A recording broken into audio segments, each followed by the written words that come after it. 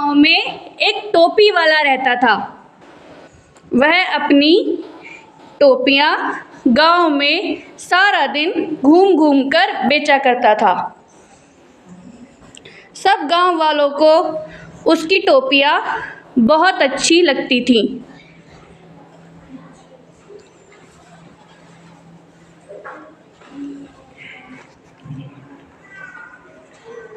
एक दिन उसे टोपी बेचते बेचते शाम होने को आ गई और वो बहुत ही ज़्यादा थक गया।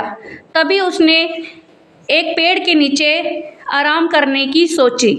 उसने अपनी टोकरियाँ नीचे रखी और अपने गमछे को अपना तकिया बनाकर एक पेड़ के नीचे सो गया। पर उसने ये ध्यान नहीं दिया कि वहाँ पे पेड़ के ऊपर 4 बंदर थे।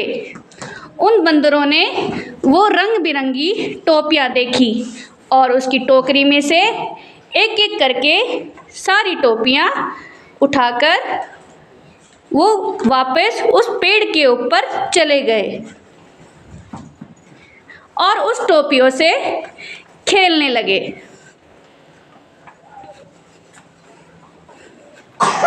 तभी थोड़ी देर बाद टोपी वाले की आँख खुली और उसने देखा कि उसकी टोकरी के अंदर सिर्फ एक ही टोपी बची है।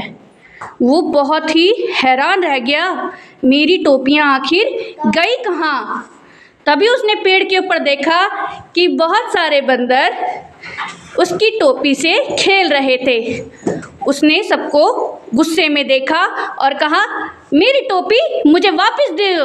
मेरी टोपी मुझे वापस दे दो। तभी बंदर एक पेड़ से उछलकर दूसरे पेड़ की तरफ भाग गए।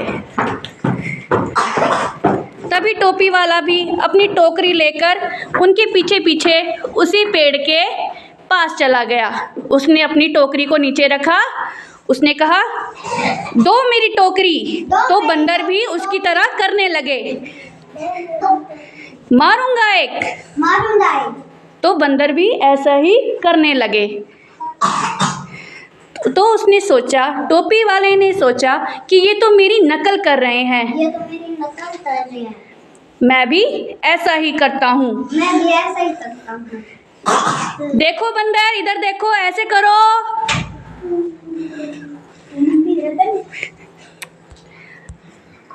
तभी वो उसकी तरह नकल करने लगे, उसकी तरह डांस करने लगे।